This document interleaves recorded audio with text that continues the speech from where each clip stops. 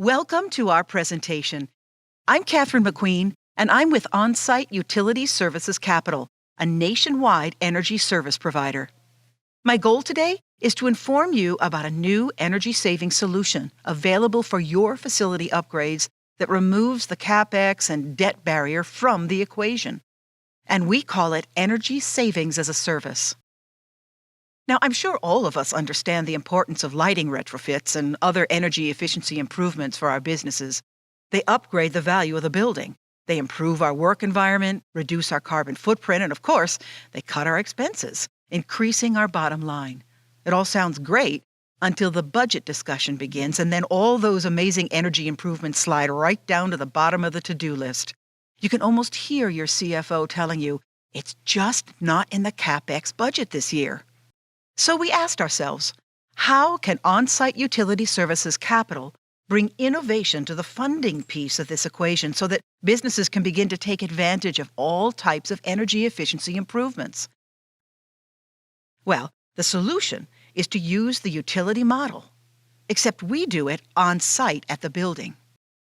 Now imagine that your electric utility came to your facility and said, we want to upgrade all your lighting to state-of-the-art LEDs and install advanced RTU controls on your HVAC with no investment from you.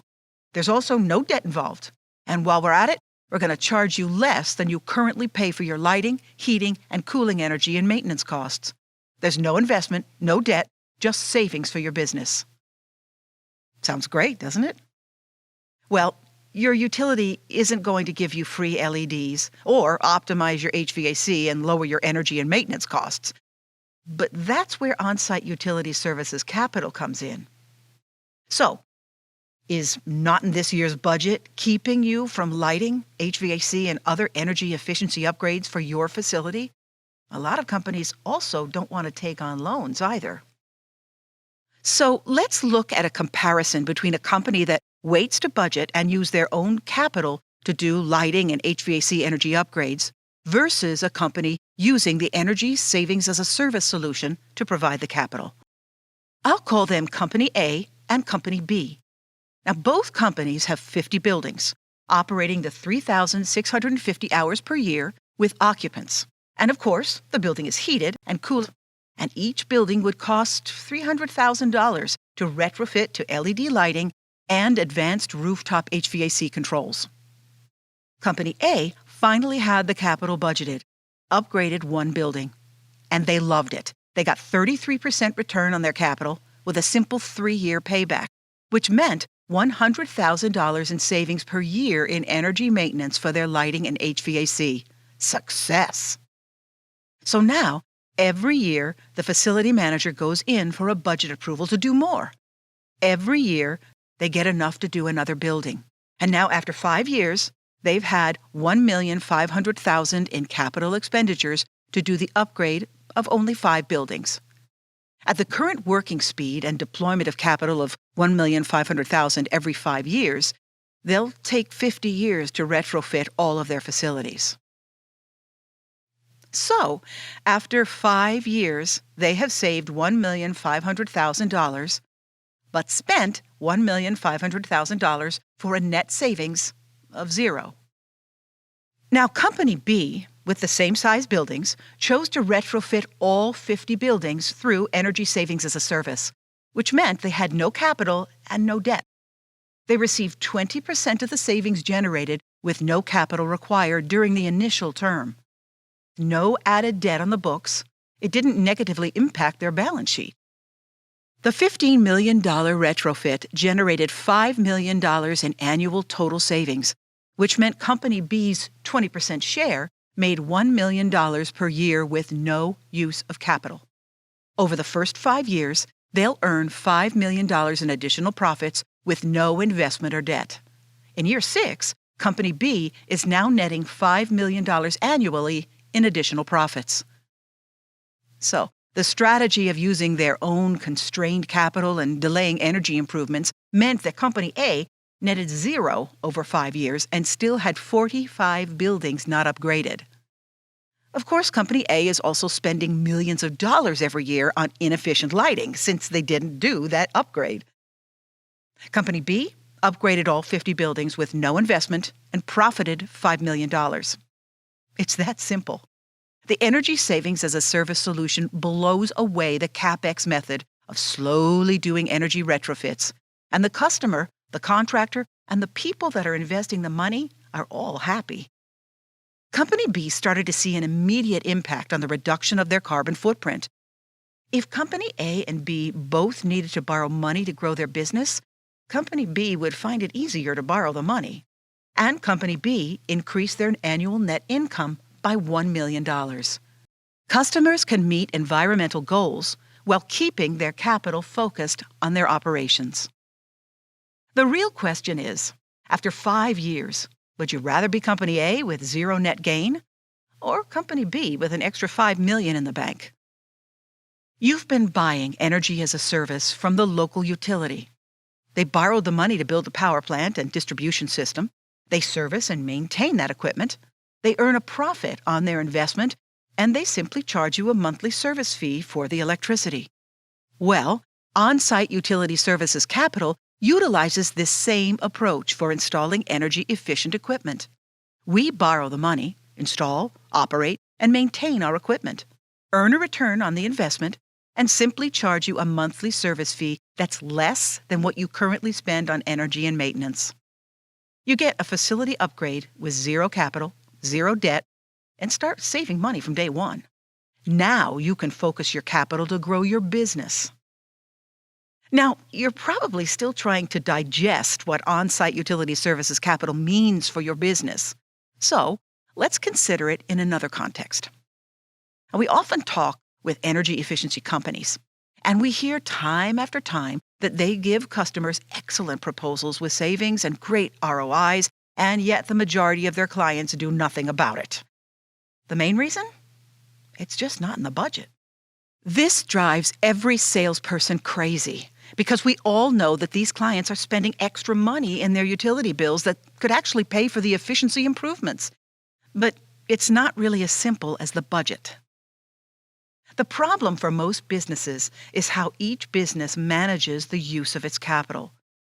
The reason that energy upgrades don't get installed most of the time is because lighting retrofits, for example, are considered a facilities upgrade. In most every business in the U.S., facility improvements are just about dead last on the list for obtaining capital, which means that there are huge numbers of energy conservation projects that are simply never going to happen. Most companies spend capital according to their core business. Hotels spend it in ways to increase occupancy, manufacturers to increase production, and schools to improve educational attainment. Despite their different goals, they do have something in common. Upgrading lighting and improving HVAC systems are not their main business focus for using capital. Most CFOs say capital should never be spent on facilities if things are still working. And of course, every organization has limited capital, so what capital they have is focused on what they do. Trying to get capital freed up to upgrade their business's energy infrastructure is almost impossible. Now, to overcome this CapEx issue, as well as use of debt for non-core business, we looked at the electric utility model. The utility borrows the money, builds the power plant, services and maintains it, earns an ROI on their investment and risk, and they simply charge a monthly service fee to their customers. We needed to use that model to change the equation for energy efficiency. Here's how it works. To get the systems installed, we don't ask the customer for capital, not 1 cent. There's no debt, and there's no lease. In fact, we're the ones who own the equipment and borrow the money. The customer doesn't. Once the installation is done, we share the energy efficiency savings with the customer over a period of time. We're there as a partner, and we do the maintenance to ensure top-quality results. This is similar to what drove the huge growth of solar through power purchase agreements, or PPAs. Once capital and debt to the customer were removed, the floodgates opened. So, that's the concept. No capital up front, no debt, and businesses get instant operational savings. Now, as a private and growing company, you might ask, how is it possible that we can borrow the money?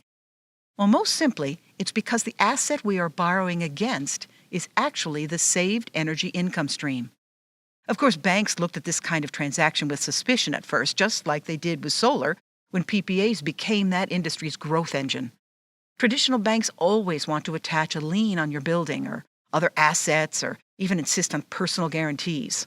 So how do you ever get investors to consider the energy savings at someone else's building and asset? Well, that answer lies in that the energy savings as a service is a cash flow generator that we can quantify and maintain. Our cash flow investors are repaid with the energy savings over a period of time, 5 years, 7 years, 10 years, whatever is agreed upon. And the customer also takes a share of that savings. Typically, 70 to 85% of the savings goes to the investor as their revenue, while the customer nets 15 to 40% of the savings from day one. As long as the lights in the company stay on, it's an asset, and investors will fund that cash flow for us. There are many companies, buildings, and institutions that are not willing to put their capital into their own energy efficiency projects. They want their capital focused only on their business. That's okay, because there are investors out there that are willing to make that investment. Onsite Utility Services Capital is the energy exchange platform that finds and sends investor capital into energy savings as a service projects for all of those improvements that are not getting done due to budgets and capital constraints. With traditional facility improvement projects, customers always ask how long the ROA will take. Well, if you were to tell them 3 to 5 years, depending on the project, most of them would say, no, you don't understand. In our company, you have to have an 18 to 24-month return max. And even then, it depends on budgets and the focus of capital by upper management. Think about that. Can you name me a company that invests their dollars and gets a 50 to 75% return? Nobody hits that. But when it comes to facility upgrades, that's the bar. Nothing else in the company ever reaches that ROI. But for facility upgrades, that's the hurdle to clear. If you can pass that first barrier, the second response that stops the sale is, it isn't in the budget this year.